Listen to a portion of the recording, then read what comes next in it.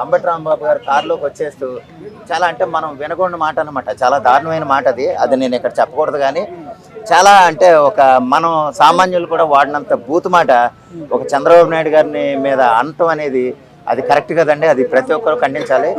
ఆ విధంగా ఆయన అంటే కంట్రోల్ తప్పిపోయి మాట్లాడటమో లేకపోతే ఆయన ఉద్దేశమే అదో ఏమో తెలియదు.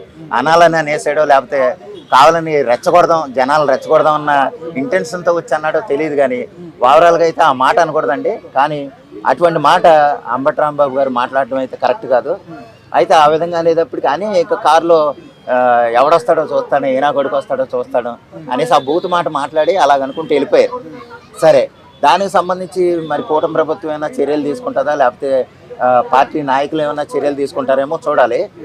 అయితే గతంలో దీనికి ఈ విధంగా చర్యలు తీసుకోవడం అది పక్కన పెడితే ఒక యూట్యూబర్ అంటే కూటమి ప్రభుత్వానికి లేదా తెలుగుదేశం పార్టీకి ఫేవర్గా ఉండే ఒక యూట్యూబరు గతంలో వైఎస్ జగన్మోహన్ రెడ్డి గారి భార్యని ఏదో ఒక మాట అన్నాడు, లైట్గానే అన్నాడు. అతను ఏం చేశారంటే అదే కూటమి ప్రభుత్వాన్ని సపోర్ట్ ఉన్న యూట్యూబర్నే కూటమి ప్రభుత్వం వాళ్ళే అంటే చంద్రబాబు నాయుడు గారే అనుకోవాలి కాసేపు ఆయన్ని అరెస్ట్ చేయించి ఆయన యూట్యూబ్ ఛానల్ కూడా క్లోజ్ చేయించి ఇంకెప్పుడు భవిష్యత్తులో అలా మాట్లాడకూడదు, తోటి ఆడవాళ్ళని మనం ఎప్పుడు కించపరకూడదు అని క్లాస్ పీకి ఆయన లైఫ్ అయితే క్లోజ్ చేశారు. అదే సందర్భంలో మరి ఇప్పుడు అంబటి రాంబాబు గారు కూడా చాలా గట్టిగా మాట్లాడారు, అంత దారుణమైన మాట మాట్లాడారు. మరి ఈయన విషయంలో ఏం చేస్తారనేది మనం ఆలోచించాలి.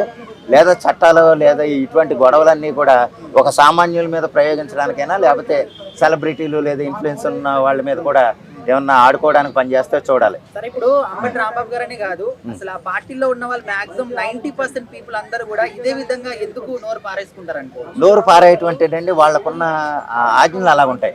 గతంలో ఎలాగంటే మనకి ఇది ఎలా చెప్పాలంటే వాసిరెడ్డి పద్మ గారు చాలా దారుణమైన మాటలు మాట్లాడేసేవారు. వైసీపీలు ఉండేవాళ్ళు చాలా దారుణం అంటే ఆడు ఈడు రకరకాలుగా చాలా అంటే ఒక ముఖ్యమంత్రి అని లేదు అంటే చాలా అంటే గౌరవం లేకుండా మినిమం గౌరవం లేకుండా మాట్లాడేవారు.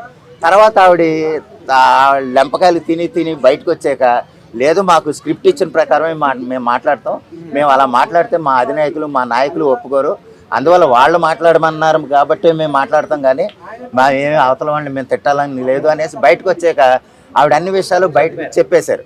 అదే సందర్భంలో ఇప్పుడు వీళ్ళు ఒక స్ట్రాటజీ ప్రకారం అంటే ఏదైనా డైవర్షన్ పాలిటిక్సా లేకపోతే ఏదైనా కల్తీని డైవర్షన్ చేయటమా రకరకాల పాలిటిక్స్ పరంగా వీళ్ళు అలాగ బరితెగించి మాట్లాడాడు. అంటే ఇంకా అంటే బూతులు మాట్లాడేటివి. గతంలో వాళ్ళ ప్రభుత్వం ఉన్నప్పుడు కూడా ఇంక మనల్ని ఎవరు చేస్తాడులే మనదే అధికారం కదా అన్న ఉద్దేశంతో కొడాలి నాని వల్లభనేని వంశీ లేకపోతే అనిల్ కుమార్ యాదవ్ రకరకాలుగా మాట్లాడిన సందర్భాలు, రోజా గారు రకరకాలుగా మాట్లాడిన సందర్భాలు మనం చూసాం. వాళ్ళందరికీ ఒకటే స్ట్రాటజీ అండి, వాళ్ళని ఏంటంటే మానసికంగా అయినా కృంగదీయాలి. అంటే ఇంక మామూలుగా ఏమండి అది అంటే వీళ్ళు ఒప్పుకోరు అంటే జనాలకు ఎక్కదు.